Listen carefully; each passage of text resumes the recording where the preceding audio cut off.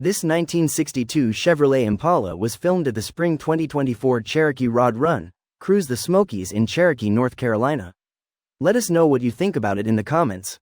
To see more from this car show, click the playlist link in the description. Please give us a thumbs up. Subscribe for free to our YouTube channel to see all of our upcoming videos. As always, thanks for taking the time to watch our videos.